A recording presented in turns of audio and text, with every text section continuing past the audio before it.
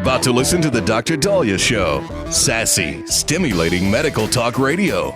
Any medical advice Dr. Daliah Wax gives on her show should not be substituted for an actual visit to your medical provider.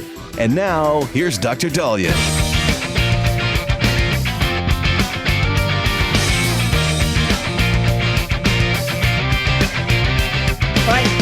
We are back on the Dr. Daliah Show. Thank you all for tuning in. 1-877-Dr. 1-877-DOCDALI. So the other day I was talking about how our deductibles are ridiculous and how we need to figure out how to cut costs, especially insurance, maybe figure out how to not have them, the middlemen, so you're not paying premiums for somebody to talk to your doctor and negotiate price when it would be cheaper for you to just do it yourself in some cases. So we talked about that, and one of my listeners sent an, I'm not going to read the email, it's pretty long, but he was very concerned about doctors and their relationship with pharmaceutical companies, where when he has asked his doctor if he could just, let's say, use super glue or do something himself to minimize going to an urgent care or ER and to save money, or schnapps for his cough, etc., where his doctor refuses to offer practical at-home ideas. And he says, we're not going to cut cost medicine if doctors are continuing to be, pro pharma and etc. And so let me talk about that. So when somebody says doctors are in bed with pharmaceutical companies, I'm telling you right now, we don't have any time for sex. Okay, we're pretty busy. And the pharmaceutical companies, it's a very interesting relationship we have with them. We need new drugs, and we need successful treatments as it pertains to cancer, heart disease, etc. And so I am very, very grateful for what pharmaceutical companies do. However, I don't make money when I write a prescription. Okay, so if I tell you, you know what, I don't want you to sew up your own lesion. I want you to go to a hospital and use Dermabond. I don't get money for that. I'm being honest with you guys. Now, what is the incentive or the threat? Lawsuits. Until we figure out how to minimize all these lawsuits, you are not going to be able to minimize the cost of health care or what your doctors are recommending. Because if a medical provider says, you know what, you got to burn, go find some cactus outdoors, find an aloe plant, break it in half and rub it on the burn, that doctor could lose their license. And they could be sued if your burn doesn't heal. And one of the reasons why we have Obamacare is because my generation of doctors were being sued left and right for failure to diagnose, for delay of care, for all these things, because we didn't jump and order the test. We didn't verify something with a confirmatory test. We might not have prescribed something right away. Remember Michael Douglas's wife, Catherine Zeta-Jones, was upset for obvious reasons that her husband's throat cancer was misdiagnosed as a sore throat. Well, in my generation of doctors, if you have a sore throat and you aren't testing positive for strep and I can't tell why you're having that sore throat, I got a throat specialist early on. The problem is that costs money. So rather than accusing doctors of being in bed with big pharma, I would think the cause is more they're afraid of getting sued. And every one of my friends who ever got sued was not because they were grossly negligent or they were incompetent. It was, there was a diagnosis the patient had, but they went for cheaper, more practical options. They didn't think of the zebra. They thought of the horse first, because that's how we were trained in medical school. Don't always think somebody with a sore throat is cancer. It could be strep. It could be a viral illness. So be smart about it, because otherwise you're going to cost the patient a lot of money, put them through a lot of trauma, and there's a better way to do it. The problem is when a doctor doesn't identify that this could be cancer, they're in trouble. So you might call up saying, yeah, I have a hemorrhoid, I'm bleeding. But if that rectal bleed is cancer, that doctor gets sued, not to mention what happens to you now that you have cancer, but you were being treated over the phone for hemorrhoids. So that's, if you really want to minimize the cost of health care, we need to do something about the lawsuits. Now, mind you, I understand attorneys are probably listening going, no, the lawsuits are what keeps patients safe. They have a point. If a doctor comes to work drunk, they're done for. They lose their license, they get sued. You need there to be a recourse for patients to protect themselves. One of my husband's relatives was intubated down the wrong tube. This was early on. Now we have ways to check and confirm that when we intubate you for surgery, it's going into your trachea. But back then, they just thought they would use a stethoscope and go, yep, they're good. And apparently the person went through surgery with the oxygen being put through their esophagus and ends up dying. So if something like that happened in this day and age, yeah, that doctor would get sued. But now it's costing extra money during surgery to have all the checks and balances to make sure that that's not happening. We want safety. We want the best of the best. And we do want the good drugs. We want to be given medication that's going to save us. Right? We don't want to be told, go, find something at a local drugstore and deal with it. So for those of you who are very frustrated that your primary care doctor is not on board with you doing home remedies, it's because if anything goes wrong, that patient could turn around and say, they told me to do this. They never told me. I can't tell you how many times I've seen colleagues get sued and the family said, but they never offered the test.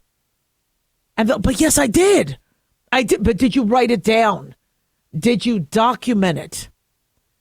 Do patients lie? Yeah, I've seen patients lie, straight up lie. So to protect yourself, these medical providers are like, look, I know you're cool, but I got to go by the book because if this ever comes back to haunt me, I have proof that I told you to get it done the right way. 1-877 Doc Daliah.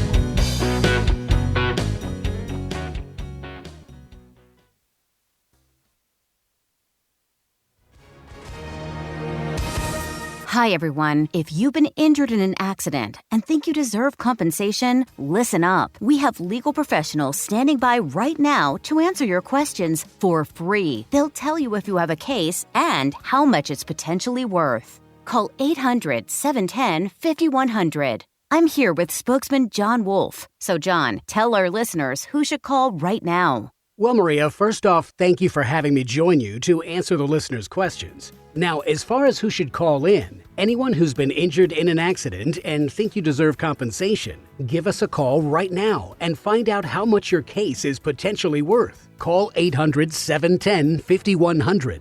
Thanks, John. You heard it, folks. If you think you deserve compensation, call now to find out how much you qualify for. 800-710-5100.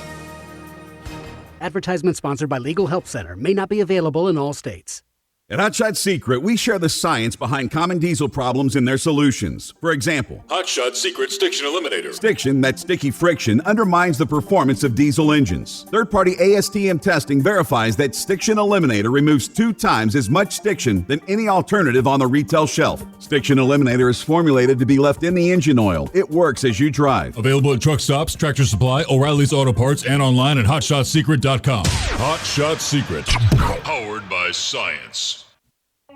In a study, it was found that 33% of 44 herbal supplements had no trace of the advertised herb. Don't let that happen to you.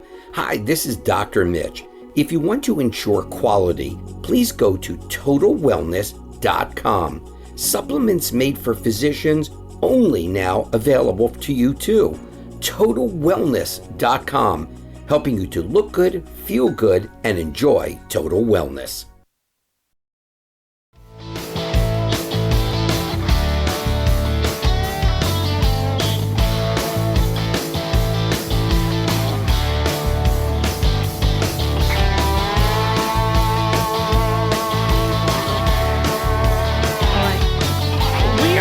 Dr. Daliah Show. Thank you all for tuning in. 1-877-Doc-Dolly, 1-877-DOC-DALI. Big thanks to Talk Media Network for making the show happen. Big thanks to Daniel, our producer, and big thanks to y'all for tuning in. We really do appreciate it.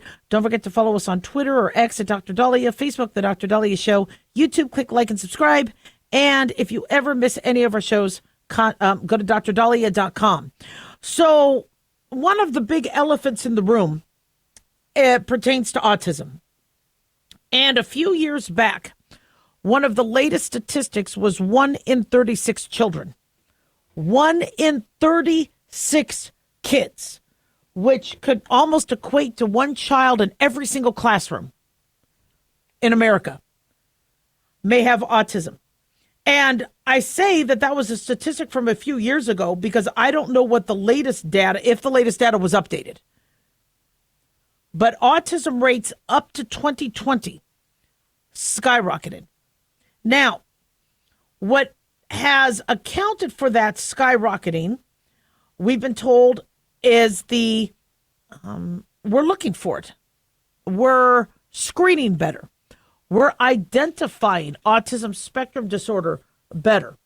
That there was a large number of kids in the past that had it. The only issue I have with that, because I agree, we are screening for it better. So yes, the numbers will go up. But severe autism, which used to be called other terms back in previous decades, was still not at this level. The severity of cases and those numbers should be very easy to compare.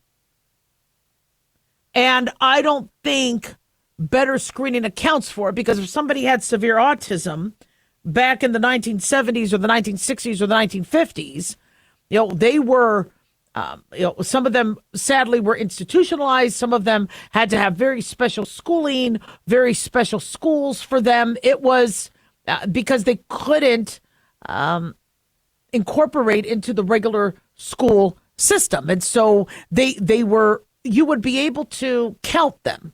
You would be able to be aware and document the numbers. So 1 in 36 children, and that does include autism spectrum, it does include the mild cases, I think is a number that's rising, not just because we're screening better. I think the numbers are actually truly going up. Now, there was a little bit of good news.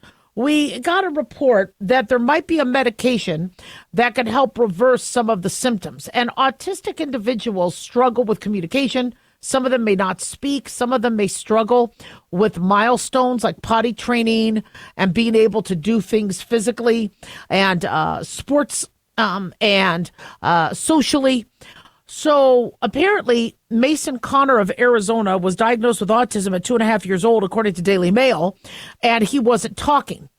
That's why he was diagnosed. Well, a lot of times they won't get diagnosed till they're 2 because they end up not talking. I think we could pick it up much earlier.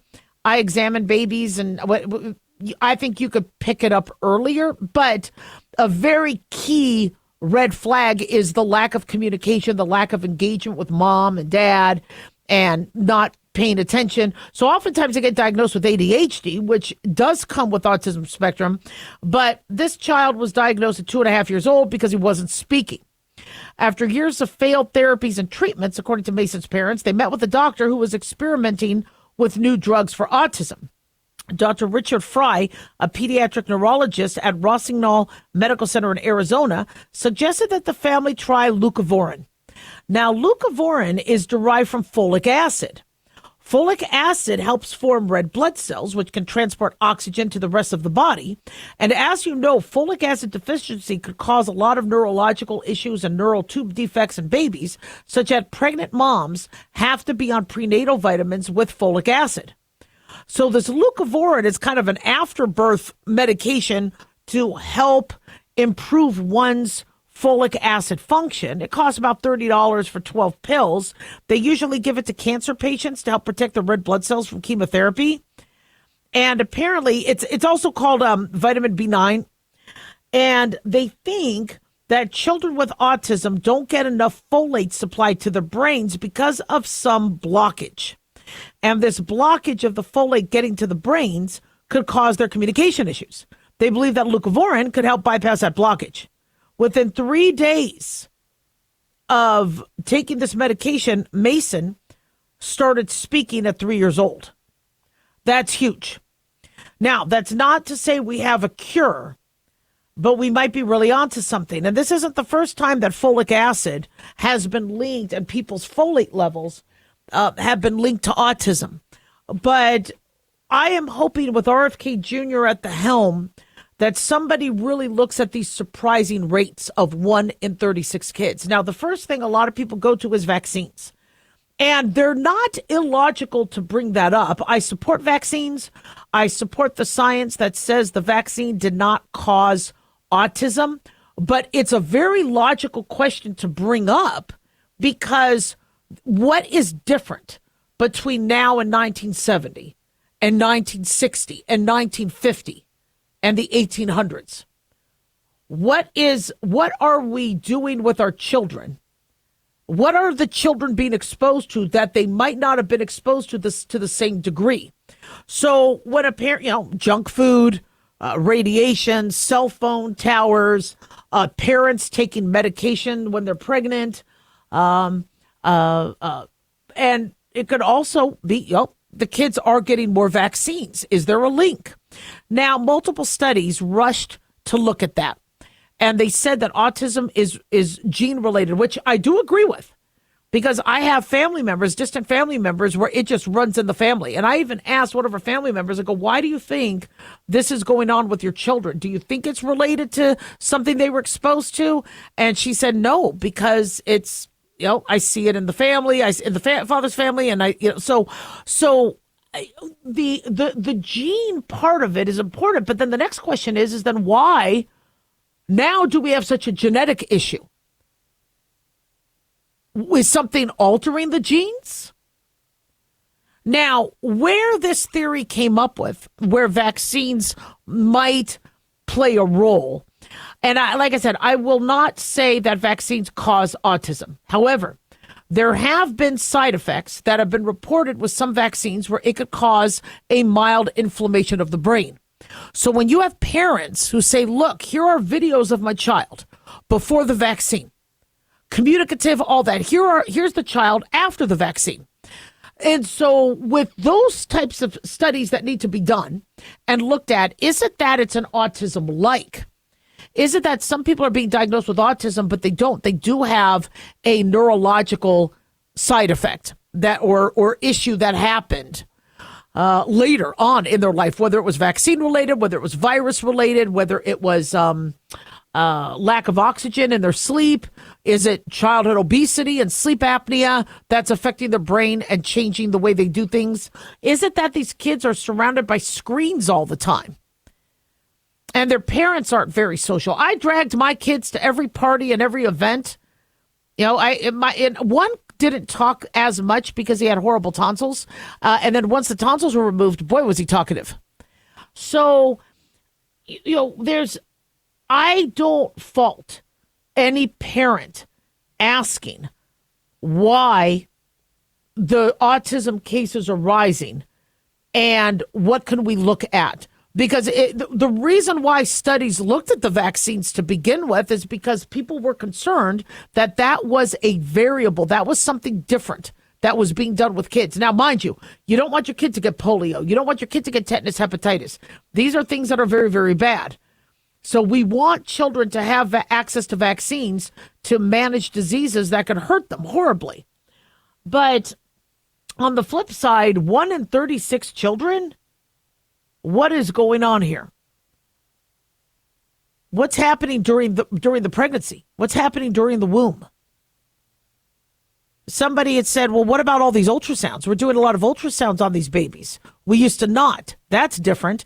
Everything needs to be looked at. Now, I got to tell you, the ultrasounds save lives because now we know what's going on with a baby. And sometimes we could do, as we've had guests on the show, talk about intrafetal surgery or intrauterine surgery. And prenatal surgeries being done to help babies with heart defects, etc. But there's a lot of pressure to cancel people and to tell them they're crazy and I think everybody has the right to ask the scientific questions. And we need the Department of Health and Human Services to look into this. And if we do find that there could be something that could be related to this, we owe it to parents to investigate that. 1-877 Dr. Daliah.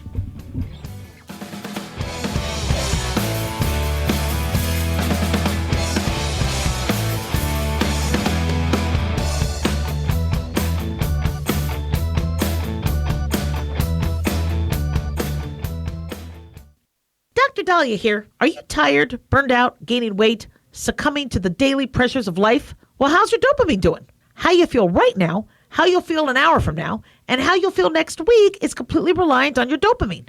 Our daily motivation and willingness to push through challenges depends on the intricate chemical process dopamine provides. Christian Kalikas and I created Deploying Dopamine, a book that tells you what dopamine is, when it dysfunctions, and how to successfully deploy it when needed. Find Deploying Dopamine on Amazon today. Check it out.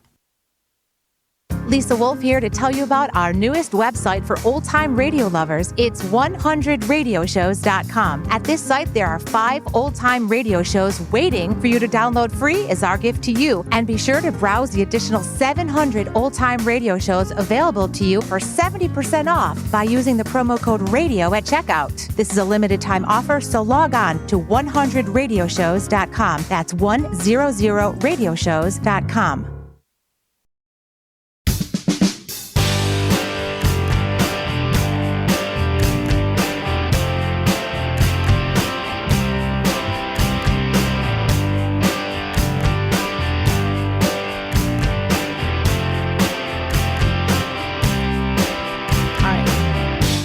We are back on the Dr. Daliah Show. Thank you all for tuning in. 1-877 Dr. Daliah, 1-877 DOCDALI. So interesting. I'm trying to get to a lot of your emails. There's actually 2 I want to talk about in the segment. One of you had said you love Trump so much that you are worried about the next election. And how does anybody compete with what Trump did, and you don't want Trump to leave, and et cetera. And so that's, and then one of you had written thinking that you're concerned that Trump is acting like a dictator and how people voted him in, and now he's unchecked and with his executive powers and et cetera. And so I want to kind of address that, because I understand there's a lot of anxiety going on from all sides, ones who support Trump, ones who don't. And I always like to talk about the anxiety of things and work through it. We talk about everything on this show. So loving Trump so much that you're concerned about what is going to happen with the next election. Trump knows that this is his final 4 years in office. So he is going to try to do things that he thinks his voters want, that he thinks is very popular with the voters, that is going to be very, very hard to reverse. The future administration will reverse it. They'll try to reverse it, but he's hoping there's so much that he's doing that no other president is going to work as much as he did, and is going to get the support to reverse those things. So like the wall, he's going to get that wall built. He's going to tighten the border. He's going to eliminate a lot of the waste, fraud, and abuse in the government, et cetera. And so some people are already looking towards 2028. And it's because the media, the Democrats are trying to find who their candidate's going to be. And J.D. Vance is probably going to then run on the ticket if he wants it. And so my guess is what Trump would probably do during that campaign. And I know some people are thinking, why are people concerned about this now? Well, because one of the reasons why Trump is doing everything he's doing is because he's thinking about 2028. He knows that he won't be able to always be there. And he is going to have to leave office. And when he leaves office, he becomes less relevant. So he wants to make sure that moves he makes, Gulf of America, acquiring Greenland, all these things that he is suggesting that a good number of them could stick, and then it would be harder to reverse. If you are going to fire a lot of government workers, which I know is a very controversial thing, because I think some of the people getting fired might be really, really good. But I do understand that there's a lot of departments that have inflated in size, that maybe we don't need all those government workers. So it's going to be a hard sell with the new president to say, look, we're going to now hire thousands more people. Look at what happened with Biden when he wanted to hire, and he hired 88,000 new IRS agents. People freaked out, and that was just one department. So the reason why Trump is doing what he's doing is he has a minimum amount of time. And by the way, it's not just 4 years. It could be the midterms. If he doesn't get his big, beautiful bill passed and the midterms shift power, he could be stuck. So he's doing executive orders, which Obama did, which other presidents have done. That's nothing new. He wanted to promise his voters that he was going to do things day one, and he, day one, signed executive orders. Even during his inauguration parade that had to be indoors due to the cold, he started signing executive orders. So that's what's going on there. So my guess is if J.D. Vance ends up, because I know people are like, how could we want anybody else if Trump is, for the Republicans, one of the best presidents we've ever had? What I think he would do is he would help campaign with Vance. And one is, you see Vance is very hands-on, whereas Kamala Harris, you hardly saw. Trump has J.D. Vance at the forefront because he knows that for his legacy to continue, it won't continue if the Democrats win. It would continue if J.D. Vance is there. So he wants to make sure, one, Vance looks like he gets some of the credit, even though most of us know what Trump's doing. And I think when he campaigns, he'll say, look, I'm not going anywhere. You'll have a new president, but I'm always going to be here for ideas. I'm always going to be here for support. So, to the extent that nature and life and God allows him to be. And so I think they're going to campaign on the Trump legacy continuing through Vance and then the Vance legacy. But I think for those people that are all panicked that 2028 means no more Trump, I think you'll still get some Trump if Vance wins. Now, the other side is concerned that all these moves that are being made, that Trump is becoming a dictator, et cetera. As I've explained, a lot of these moves are very machete style, very abrupt, because he's trying to reverse a lot in a very little time. There's a lot of fraud. There's a lot. I mean, look, issues with IRS, issues with the FAA. Why is there understaffing? Why don't we have higher? And I'm not saying the FAA was at fault for a lot of these flight issues, but what's going on? What needs to get fixed? And so getting rid of the penny, I know it ticked some people off. He's going to get rid of the penny. Well, if it costs 3 cents to make 1 penny, yeah. And, I said that, when people go, why are, Republicans letting this happen? He's firing people. He's taking so much control. He's doing, people gave him a mission, the ones who voted him in, because they felt like they weren't being represented. I know the Department of Education being thrown out is a big concern with the Democrats. But when you see these school board meetings and these parents, what are you doing? What are you teaching our kids? Why does my kid have to learn about this in the 3rd grade? It starts to make you wonder, who's in charge and what are they doing? And when people don't feel that their representatives are representing them, they're going to be more inclined to vote for somebody who can come in and fix things. Now, there are checks and balances. There's only so much Trump can do with executive orders. He does need Congress to pass bills. And I like smaller bills saying, we're going to build the wall, so let it be done. Or so shall it be written, so shall it be done. We're going to build the wall. Clear. We're going to cut funding to this. We're going to, I like single item bills, but I understand there's so much that what Congress is going to do is what Trump wants is one big, beautiful bill. That's what they're calling it. And so it's a catchy phrase, but it's apparently there's so much that he wants to make sure gets legislated, because once something is legislated, it's hard to reverse, like Obamacare. You can't repeal and replace Obamacare. It's been tried. It doesn't get done because there's a few pieces in it that voters want, even though 97% of it could be BS. So he understands the power of Congress and the power of these bills. And so he wants in these bills things that are going to be very difficult to reverse. They can. Congress can reverse it with a majority vote, but so am I looking at, I know a lot of people are trying to say he's a Nazi, he's this. I have not seen any evidence. And trust me, I would call people out on that. I have not seen any anti-Semitism coming from Trump and his office. I have not seen any concentration camps, extermination camps, railroads. I'm sorry.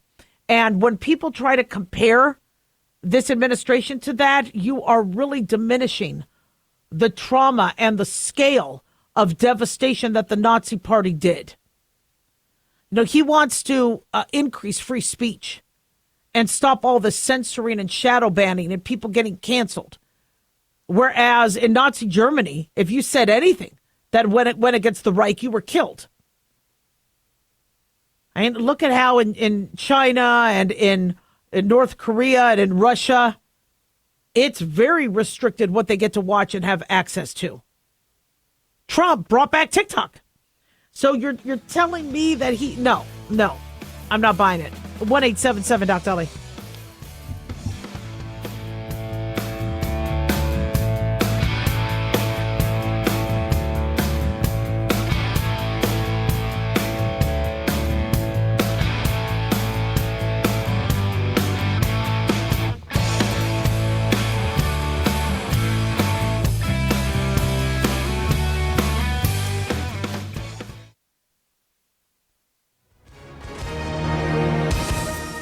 Hi, everyone. If you've been injured in an accident and think you deserve compensation, listen up.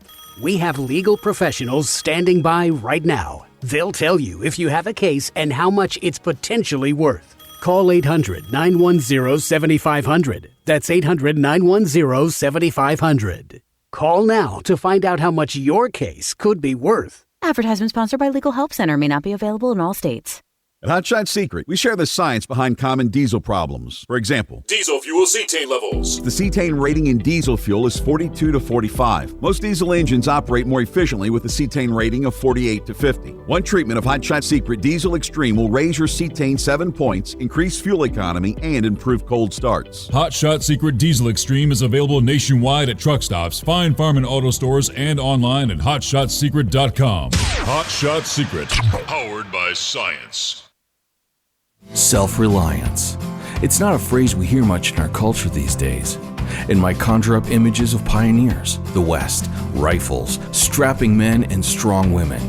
But what does it mean for us in today's world?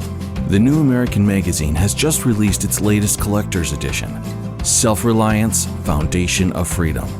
In it, the New American authors outline the necessity of self-reliance for a free people, tips for self-reliant living, and the importance of not giving up hope.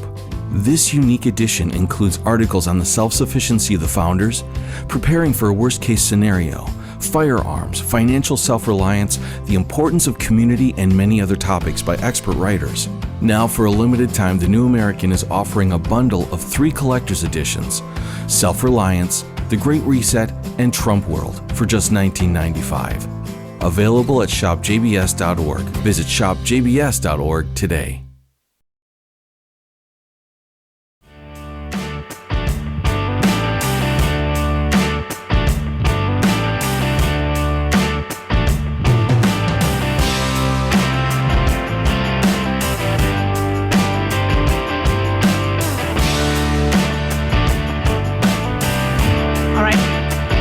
On the Dr. Daliah Show. Thank you all for tuning in. 1-877 Dr. Dali, 1-877-DOC-DALI. So the big question people have been asking with this whole bird flu issue that we've been seeing over the past few years is, where the hell is a vaccine?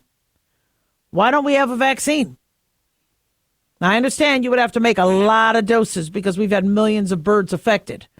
But egg prices are soaring. There's egg shortages. Poultry prices are rising. And there's this fear that we're only a couple mutations away from this becoming a virus that could spread among humans. We've had one person die of the bird flu. But most people who get the bird flu, if they work directly with animals, survive, and it's mild. But the fact that we're starting to really flirt with something scary here, where's a vaccine? So we got some news here. A bird flu vaccine has gotten a, quote, conditional license from the USDA. And this vaccine is designed to protect chickens from H5N2, which is a type of bird flu. The credit goes to a New Jersey pharmaceutical company. The vaccine was developed by Zoetis, and it targets the H5N2 subtype of avian influenza. Now, we have picked this up in both poultry and humans. I understand there are other strains, but this might be enough to start to curb the pandemic among poultry and bird populations. So the license was granted by the U.S. Department of Agriculture and the Center for Veterinary Biologics. They say more than 150 million birds in the United States have been affected by the highly pathogenic avian flu since February 2022, according to USDA's Animal and Plant Health Inspection Service. They said when a new strain, according to, this is being reported by Dr. Mahesh Kumar, Senior Vice President of Global Biologics Research and Development at Zoetis, and being reported by Fox News. They say when a new strain of HPAI, or this avian influenza, is identified in the U.S., in early 2022, our scientists immediately began work to update our previous avian influenza vaccine. Now, apparently, they began working on this back in 2001 and 2002 amid outbreaks among flocks in Southeast Asia. They received a conditional license in 2016 for its H5N1 vaccine, which they used to help protect California condors. So the decision to vaccinate commercially poultry flocks rests solely with the national regulatory authorities in consultation with their local poultry sector. Now, Jacob Glanville, CEO and president of biotech company Centevax in San Francisco, said that this bird flu vaccine is intended for veterinary use on bird flocks, which is amazing news. And if we could vaccinate our animal populations and suppress this H5N1, we could protect farmers, we could protect the birds, and we could protect the economy. So right now, their only option is to kill or cull these birds. If cows are getting infected, they're getting killed too. We have to do better. I think it also can affect pigs. So this is very disruptive. They also need to make, now I'm not saying we could use this for cows and cats, because cats could get bird flu too. But right now, if this is formulated, they could test this in other animals. But there are limitations. They say one issue is this H5N2 vaccine is different from H5N1. According to Dr. Glanville, it's heavily mismatched to the circulating strain. And we do know that there is a new strain because we had a cow in Nevada that ended up having a different strain of this bird flu, meaning there's a different strain that it got from birds, which means birds are having a different strain. So this is something, and mind you, our flu vaccine is a best guess, and it does the best job it can, especially since we have to come up with it a year prior, or roughly 9 months prior to our flu season. But it's something. So I'm excited about this. But you see how the process has to work. We're like, come up with a vaccine. It took them years to come up with this. Now, I mean, were they working remote?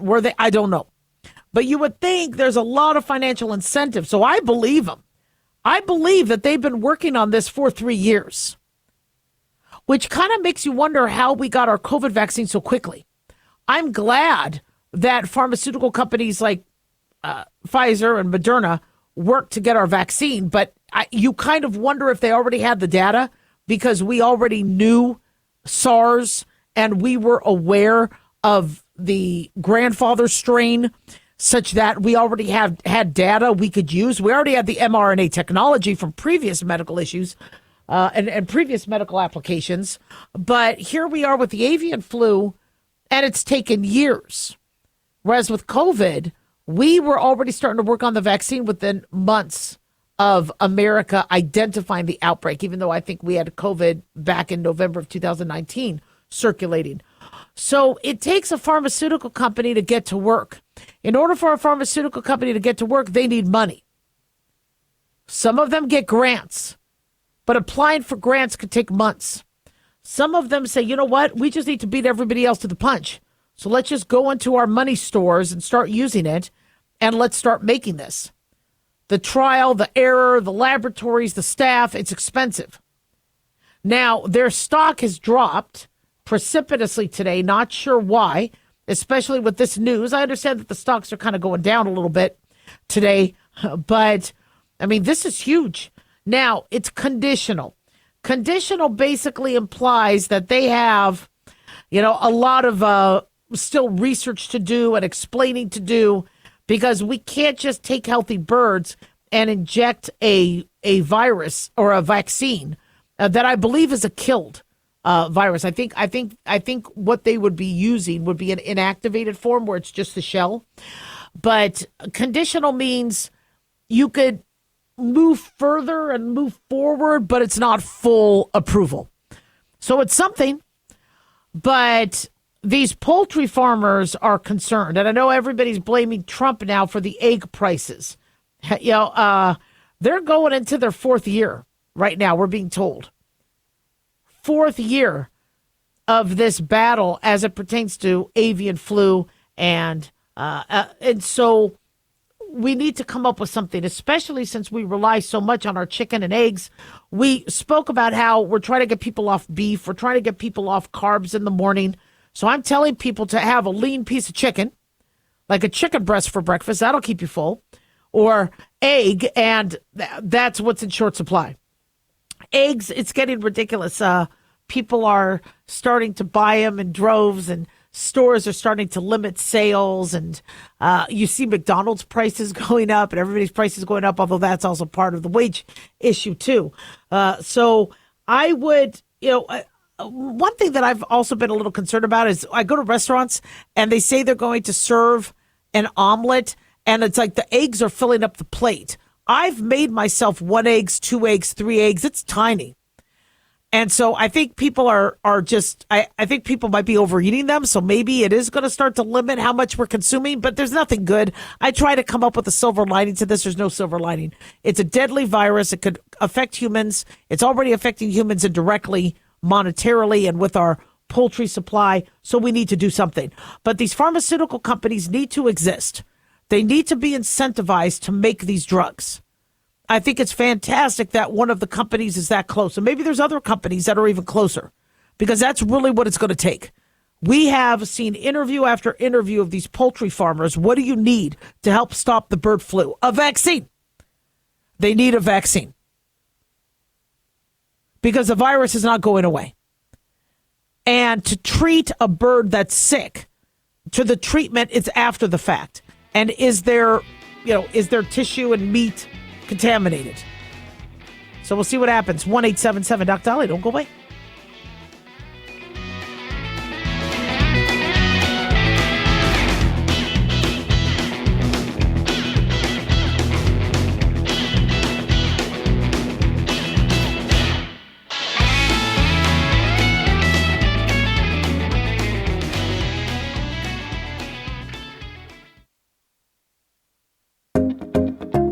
Did you know that healthy arteries make a gas?